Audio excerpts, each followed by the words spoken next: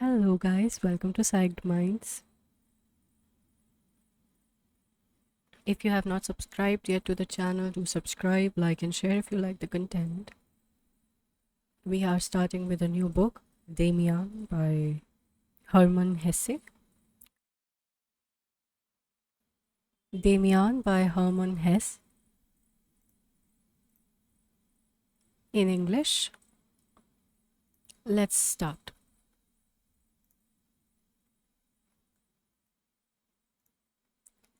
The Story of Emil Sinclair's Youth by Hermann Hesse. I wanted only to try to live in obedience to the promptings which came from my true self. Why was that so very difficult? In order to tell my story, I must begin far back. If it were possible, I should have to go back much further still to the earliest years of my childhood and even beyond to my distant ancestry. Authors in writing novels usually act as if they were God and could, by a broadness of perception, comprehend and present any human story as if God were telling it to himself without veiling anything and with all the essential details. That I cannot do, any more than can the authors themselves. But I attach more importance to my story than can any other writer to his, because it is my own, and it is the story of a human being, not that of an invented, possible, ideal, or otherwise non existent creature, but that of a real, unique, living man. What that is, a real living man. One certainly no less today than ever, for men are shot down in heaps, men of whom each one is a precious, unique experiment of nature. If we were nothing more than individuals, we could actually be put out of the world entirely with a musket ball, and in that case, there would be no more sense in relating stories. But each man is not only himself, he is also the unique, quite special, and in every case, the important and remarkable point where the world's phenomena converge, in a certain manner, never again to be repeated. For that reason, the history of everyone is important, eternal, divine. For that reason, every man, so long as he lives at all and carries out the will of nature, is wonderful and worthy of every attention. In everyone has the spirit taken shape, in everyone creation suffers, in everyone is a redeemer crucified. Few today know what a man is. Many feel it, and for that reason die the easier, as I shall die the easier when I have finished my story. I must not call myself one who knows. I was a seeker and am still, but I seek no more in the stars or in my books. I am beginning to listen to the promptings of those instincts which are coursing in my very blood. My story is not pleasant, it is not sweet and harmonious like the fictitious stories. It smacks of nonsense and perplexity, of madness and dreams, like the lives of all men who do not wish to delude themselves any longer. The life of everyone is a way to himself, the search of a road, the indication of a path. No man has ever yet attained to self realization, yet he strives thereafter, one ploddingly, another with less effort, each as best as he can. Each one carries the remains of his birth, slime, and eggshells of a primeval world with him to the end. Many a one will remain a frog, a lizard, an ant. Many a one is top part man and bottom part fish, but everyone is a projection of nature into manhood. To us all the same origin is common, our mothers. We all come out of the womb, but each of us an experiment, one of nature's literal strives after his own ends. We can understand one another, but each one is able to explain only himself.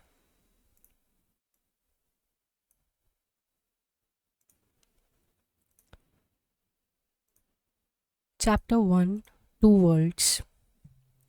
I will begin my story with an event of the time when I was 10 or 11 years old and went to the Latin school of our little town.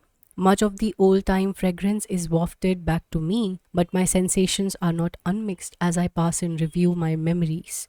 Dark streets and bright houses and towers, the striking of clocks and the features of men, comfortable and homely rooms, rooms full of secrecy and dread of ghosts.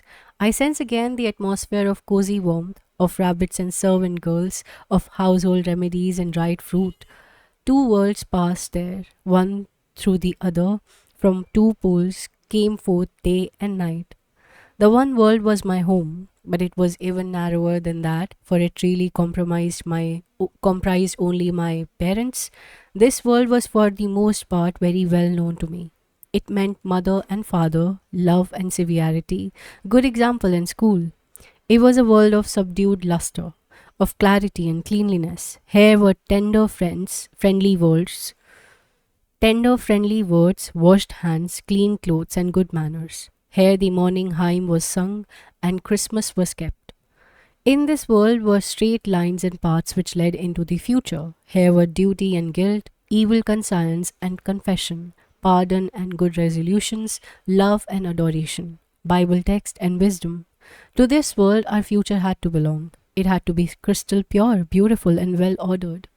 To other world, however, began right in the midst of our own household and was entirely different, had another odor, another manner of speech, and made different promises and demands. In this second world were servant girls and workmen, ghost stories and breath of scandal. There was a gaily colored flood of monstrous, tempting, terrible, enigmatical going ons.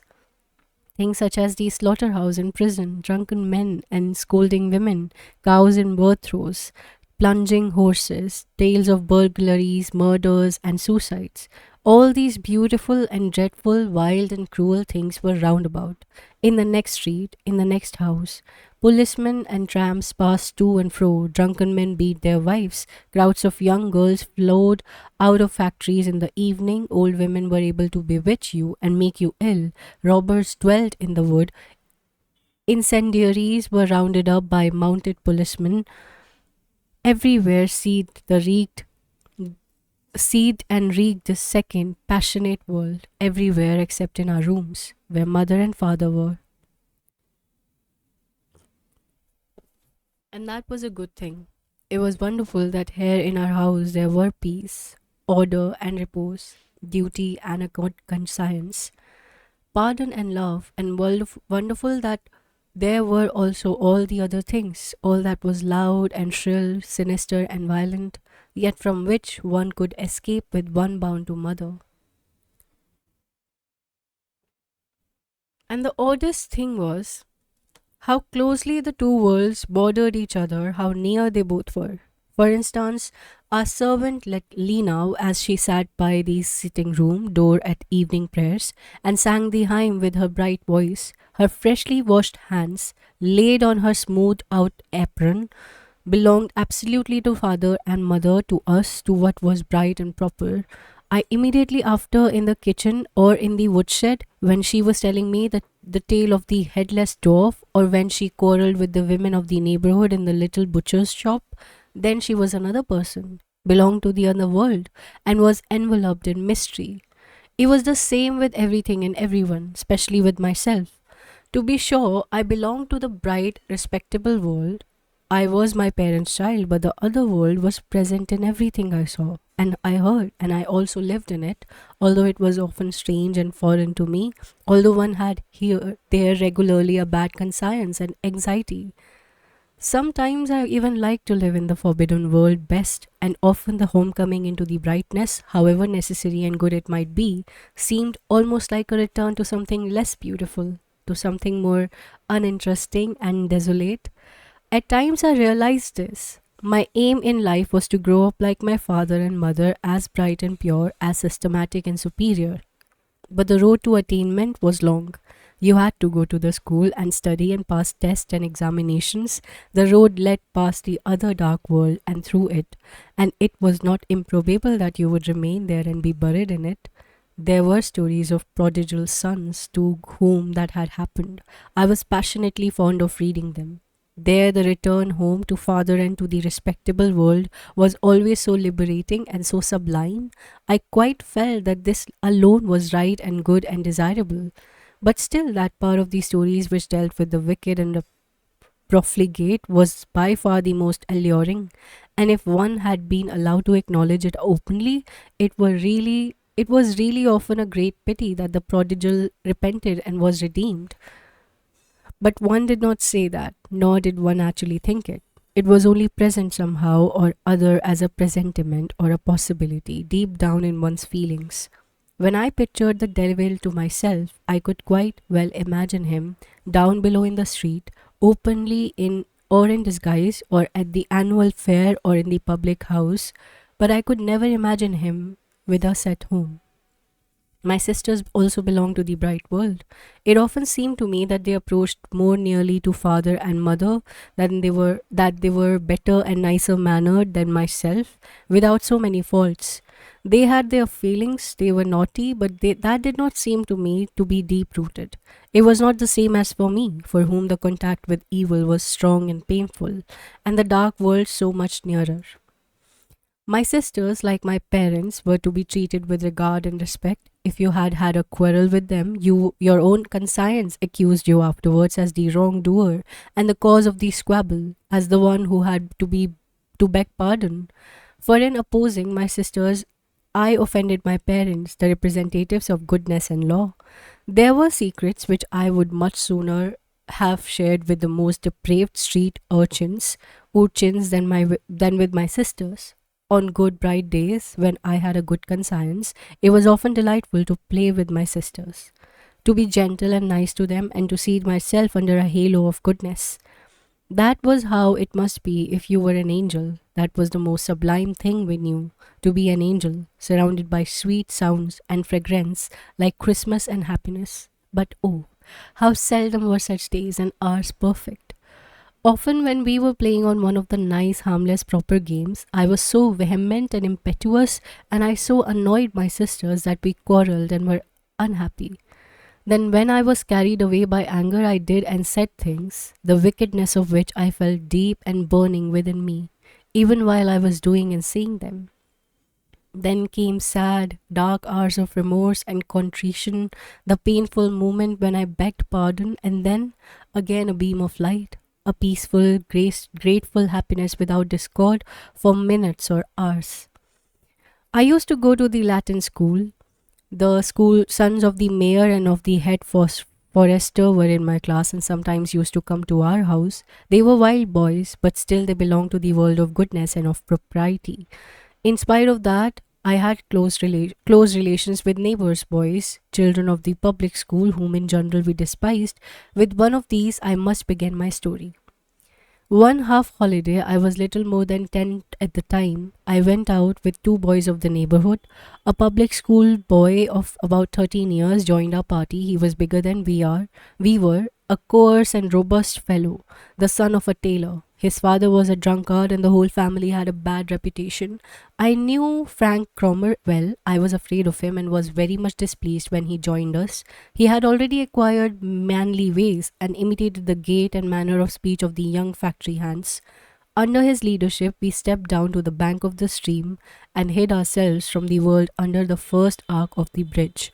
The little bank between the vaulted bridge wall and the sluggishly flowing water was composed of nothing but trash, of broken china and garbage, of twisted bundles of rusty iron, wire, and other rubbish. You sometimes found their useful things. We had to search the stretch under Frank Cromer's direction and show him what we found. He then either kept it himself or threw it away into the water. He bid us note whether the things were of lead, brass, or tin. Everything we found of this description he kept for himself as well as an old horn comb. I felt very uneasy in his company, not because I knew that father would have forbidden our playing together had he known of it, but through fear of Frank himself. I was glad that he treated me like the others. He commanded and we obeyed. It seemed habitual to me, although that was the first time I was with him. At last, we sat down. Frank spat into the water and looked like a full grown man.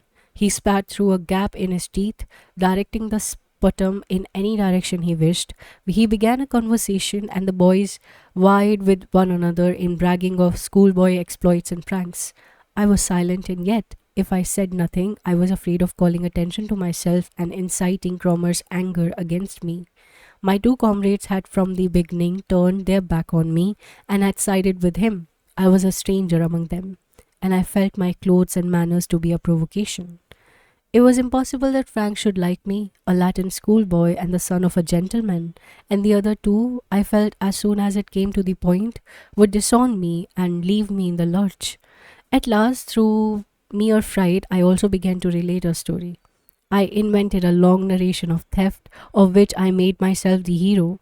In a garden by the mill on the corner, I recounted, I had one night, with the help of a friend, stolen a whole sack of apples, and those none of the ordinary sorts, but russets and golden pippins, the very best. In the danger of the moment, I had recourse to the telling of this story, which I invented easily and recounted readily, in order not to have to finish off immediately and so perhaps be led from bad to worse. I gave full scope to my inventive powers.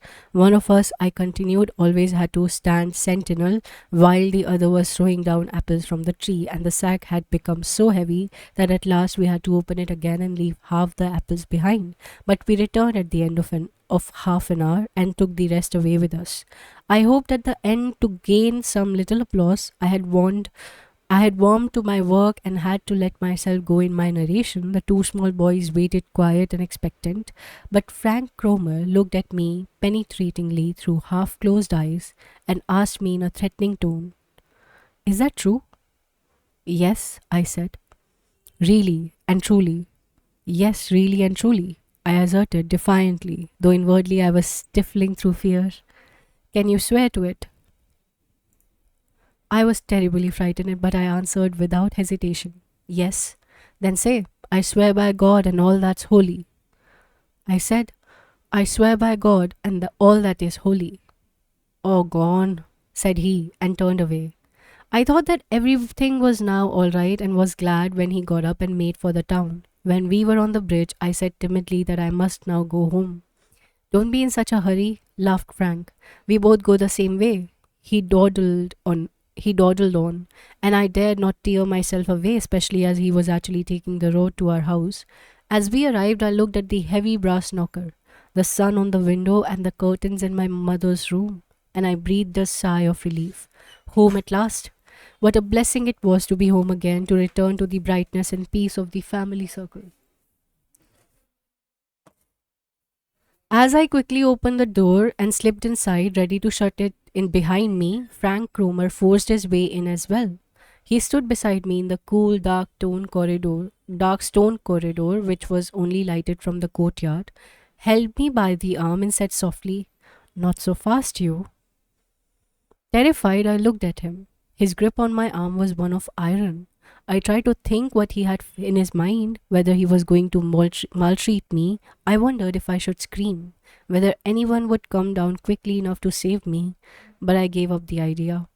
"What's the matter?" I asked. "What do you want?" "Nothing much. I only want to ask you something. Something the others need not hear." "Well, what do you want me to tell you? I must go upstairs, you know."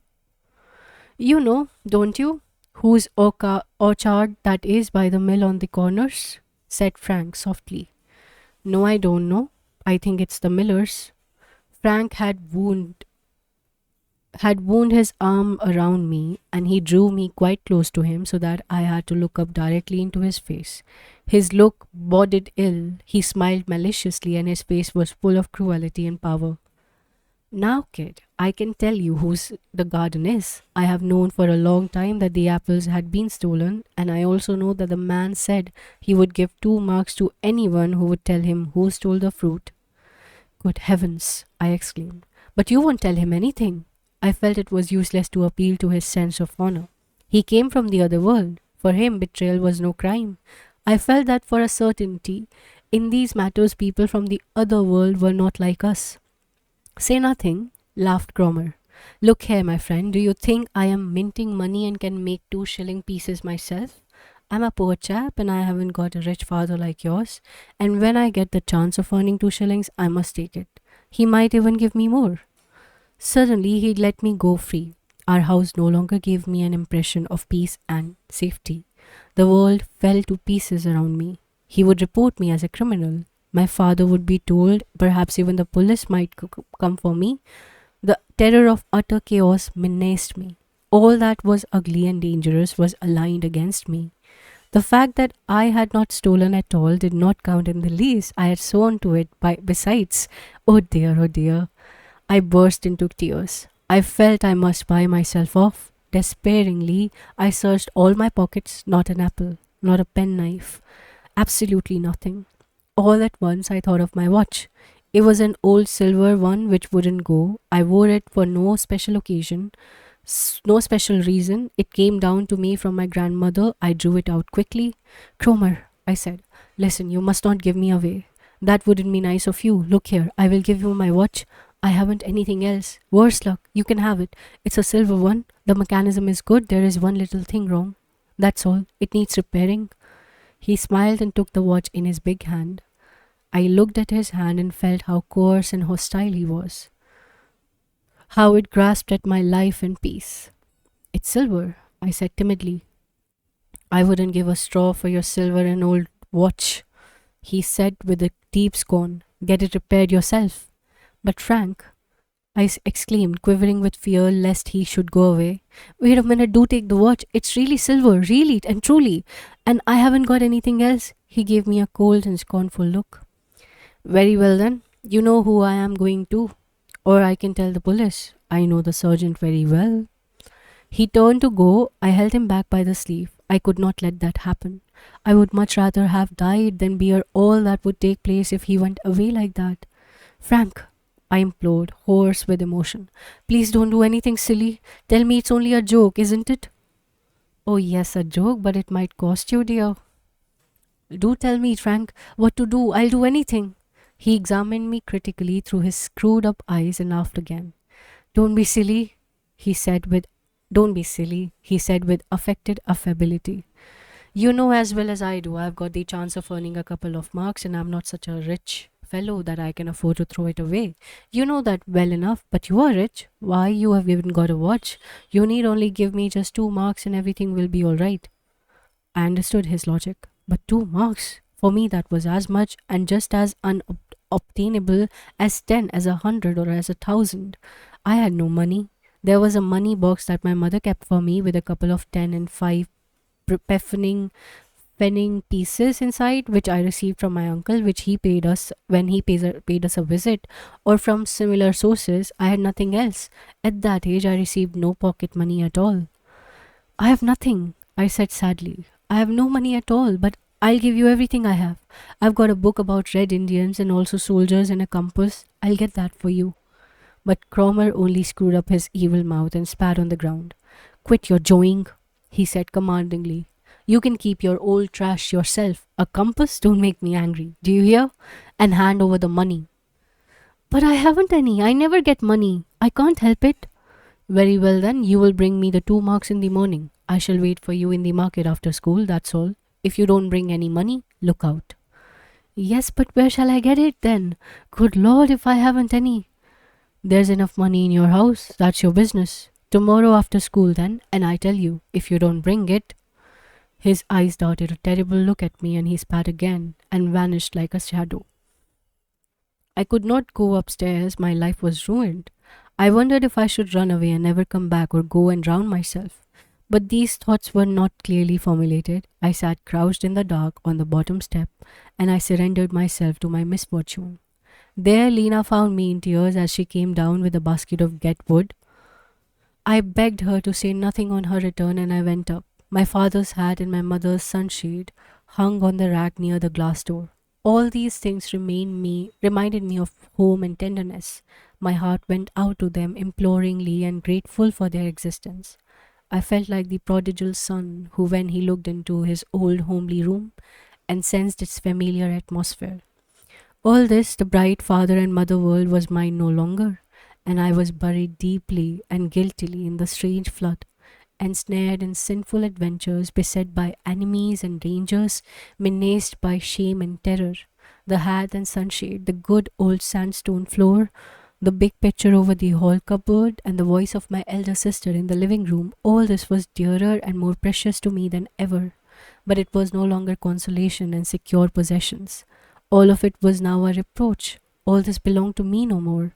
I could share no more in its cheerfulness and peace.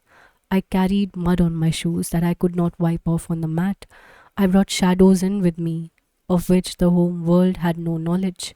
How many secrets had I already had? How many cares? But that was play. A mere nothing compared with what I was bringing in with me that day. Fate was overtaking me.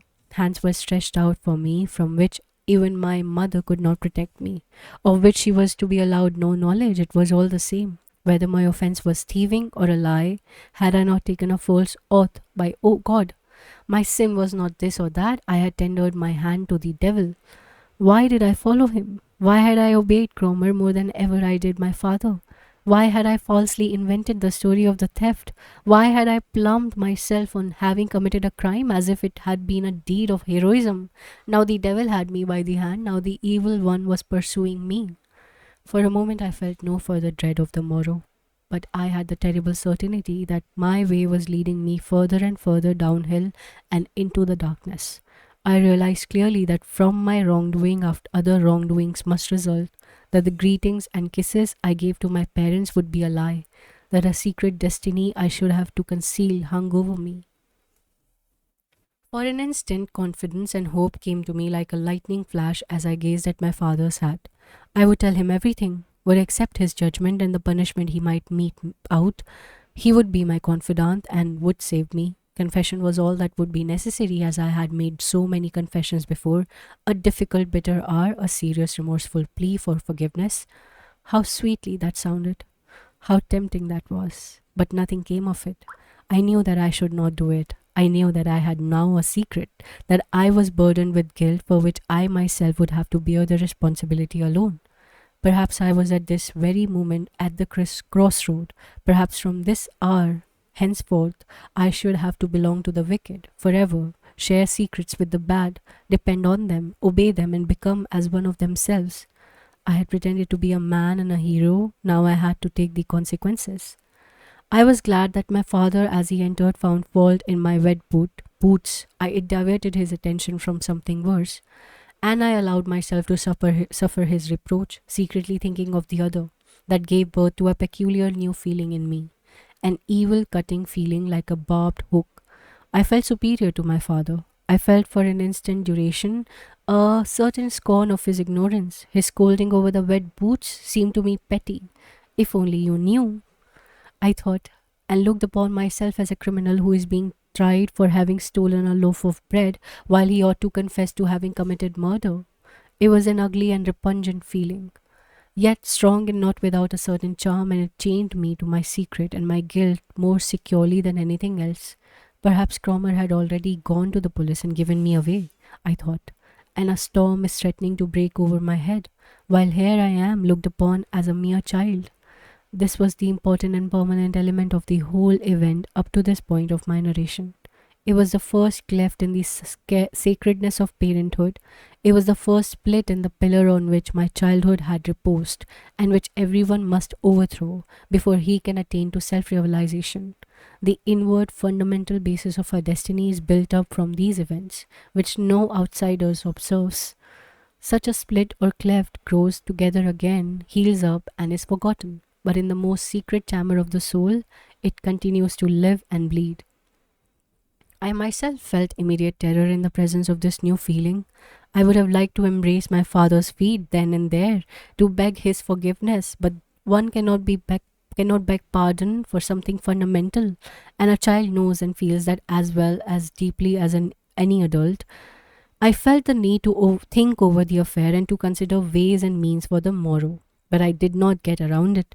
My whole evening was taken up solely in accustoming myself to the changed atmosphere of our living room. Clock and table, Bible and looking glass, bookcase and pictures seemed all to be saying goodbye to me.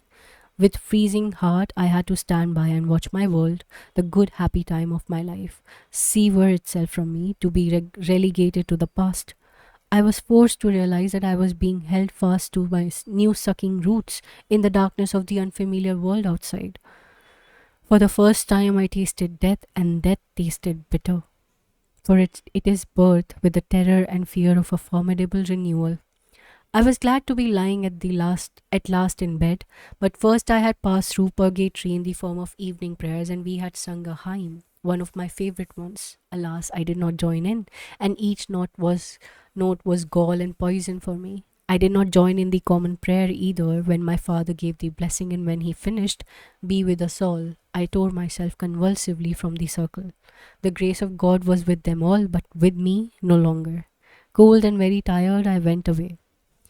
After I had lain a while in bed, wrapped around in warmth and safety, my troubled heart strayed back once again and fluttered uneasily in the past. Mother had wished me good night, as she always did. Her steps sounded yet in the room. The light of her candle gleamed through the crack in the door. Now I thought, now she will come back again. She has felt my need. She will give me a kiss and will ask, in tones kind and full of promise, "What is the matter?" Then I can weep. The lump in my throat will melt away. I will throw my arms about her and will tell her, and everything will be all right. I shall be saved. And when the crack in the door had become dark again, I still listened for a while and thought, she must come. She must. Then I came back to reality and looked my enemy in the face. I saw him clearly.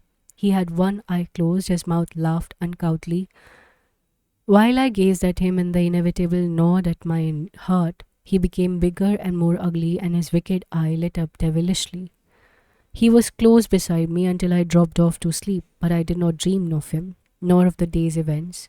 I dreamed instead that we were in a boat, my parents, my sisters, and I, lapped in peace and brightness of the holiday. I woke up in the middle of the night with the aftertaste of bliss. I still saw the white summer dresses of my sister glistening in the sun, and then fell from my paradise back to reality, and the enemy with the wicked eye stood opposite me.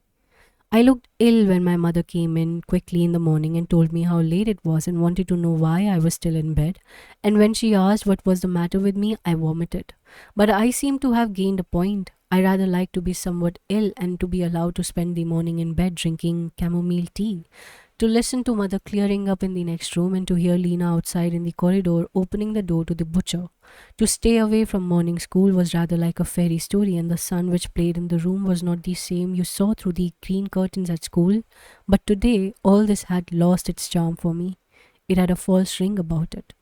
If I had died, but I was only slightly ill, as I had often been before, and nothing was gained by that, it has prevented me from going to school, but it did not protect me in any way from Cromer, who would be waiting for me in the market at 11 o'clock. And mother's friendliness was this time without comfort. It was burdensome and painful. I soon pretended to be asleep again and thought the matter over, but all to no purpose.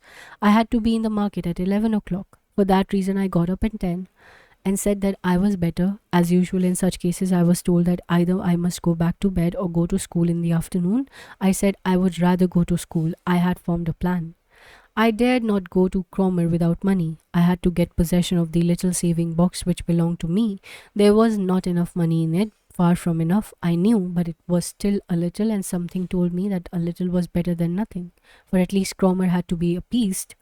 I felt horrible as I crept in my socks into my mother's room and took my box from her writing table, but it was not so horrible as the previous day's experience. My heart beat so fast I nearly died, and it was no matter when I found, at the first look down below on the stairs, that the box was locked. It was easy to break it open. It was only necessary to cut through the thin plain plate of tin, but the action caused more pain, for only in doing this was I committing theft. Up to then, I had only taken lumps of sugar and fruit on the sly. Now I had stolen something, although it was my own money. I realized I had taken a step nearer Cromer and his world, that I was slipping gradually downwards, and I adopted an attitude of defiance. That devil could run away with me if he liked. There was no way out. I anxiously counted the money. It had sounded so much in the box. Now in my hand it was miserably little. There were 65 pfennigs. I hid the box in the basement, held the money in my closed fist, went out of the house with a feeling different from any with which I had ever felt the portal before. Someone called to me from above, I thought, but I went quickly on my way. There was still plenty of time. I sneaked by a roundabout way through the streets of a changed town, beneath clouds I had never seen before, by houses which seemed to spy on me, and people who suspected me. On the way, I recollected that one of my school friends had once found a tailor in the cattle market. I would have liked to pray to God to work a miracle and allow me to make such a treasure trove, but I had no longer the right to pray, and even then the box would not be made whole again. Frank Cromer saw me in the distance. However, he came along very slowly and seemed to not to be looking out for me. As he approached me, he beckoned me commandingly to follow. He passed on tranquilly, without once looking round, went down Straw Street and over the bridge, stopped on the outskirts of the town in front of a new building. No one was working there. The walls stood bare, without doors or windows. Cromer looked round and then went through the doorway. I followed him. He stepped behind the wall, beckoned to me, and stretched out his hand. That makes 65 pfennig, he said, and looked at me. Yes, I said timidly. That's all I have. It's too little, but it's all. I haven't any more. I thought you were cleverer than that, he exclaimed, blaming me in what were almost mild terms. Between men of honor there must be honest dealings. I will not take anything from you except what is right. You know that. Take your pfennigs back there. The other you know who doesn't try to beat me down, he pays. But I have absolutely nothing else. That was my money box. That's your affair, but I don't want to make you unhappy. You still owe me 1 mark 35 pfennigs. When can I have it? Oh, you will soon have it. Certainly, Cromer. I don't know yet. Perhaps tomorrow or the day after I shall have some more. You understand that I can't tell my father, don't you? There's no concern of mine. I don't want to harm you. If I liked, I could get the money before noon, you see, and I'm poor. You wear nice clothes and you get something better to eat for dinner than I do, but I won't say anything. I'm willing to wait a few days. The day after tomorrow, in the afternoon, I will whistle for you. Then you will bring it along. You can recognize my whistle? He gave me a whistle that I had often heard before. Yes, I said, I know it. He went away as if I didn't belong to him. It had only a transaction between us, nothing further. Even today, I believe Cromer's whistle would terrify me if I heard it again suddenly. From then on, I heard it often. It seemed I heard it continually and always. No place, no game, no work, no idea in which this whistle would not sound. I was dependent on it. It was now the messenger of my fate.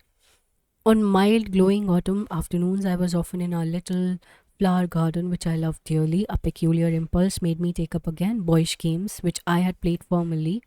I played as it were that I was a boy who was younger than I, who was still good and free, innocent and secure, but in the middle of the game, always expected and yet always terribly disturbing and surprising, sounded Cromer's whistle, destroying the picture my imagination had painted. Then I had to go. I had to follow my tormentor to evil and ugly places, had to render an account and let myself be dunned. The whole business may have lasted a few weeks, but it seemed to me like a year or an eternity. I seldom had money, a 5 or 10 pfennigs piece stolen from the kitchen table when Lena left the market basket standing there. Each time I was blamed by Cromer and helped with abuse, heaped with abuse.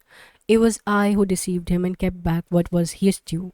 It was I who robbed him and made him unhappy. Seldom in life has need so oppressed me. Seldom have I felt a greater helplessness, a greater dependence. I had filled up the saving box with toy money. No one made any inquiries, but that as well could be discovered any day. I was even more afraid of mother than of Cromer's harsh whistle, especially when she stepped up to me softly. Was she not going to ask me about the money box? As I presented myself to my evil genius several times without money, he began to torment and to make use of me after a different fashion. I had to work for him. He had to see to various things for his father. I did that for him, or he made me do something more difficult. Hop on one leg for 10 minutes, or fasten a scrap of paper onto the coat of a passerby. Many nights these torments realized themselves in my dreams, and I wept and broke out in a cold sweat in my nightmare. For a time I was ill, often vomited and felt cold, but at night I lay in fever, bathed in perspiration. Mother felt that something was wrong and displayed much sympathy on my behalf, but this tortured me because I could not respond by confiding in him. One evening, after I had already gone to bed, she brought me a piece of chocolate. This action was a souvenir of former years when, if I had been good, I was often rewarded in this way before going off to sleep. Now she stood there and held the piece of chocolate out to me. This so pained me that I could do nothing but shake my head. She asked what was the matter with me and stroked my hair. I could only sob out, Nothing, nothing, I won't have anything. She put the chocolate on my bed table and went away. When she wished subsequently to question me on the matter, and I made as if I knew nothing about it. Once she brought the doctor to me, who examined me and prescribed cold ablutions in the morning. My state at that time was a sort of insanity. I was shy and lived in a torment like a ghost in the midst of the well ordered peace of our house. I had no part in the others' lives and could seldom, even for as much as an hour, forget my miserable existence. In the presence of my father, who often took me to task in an irritated fashion, I was reserved and wrapped up in myself. Poor kid. That brings us to the end of chapter 1. We'll continue with chapter 2, Cain, in our next reading. Bye bye for now. If you have any comment, any recommendations for other books, suggestions, any feedback, positive or negative, everything is welcome in the comment section of the video you're viewing or in the community section. Bye bye for now. Keep reading and do subscribe if you have not subscribed yet. Like and share. Bye.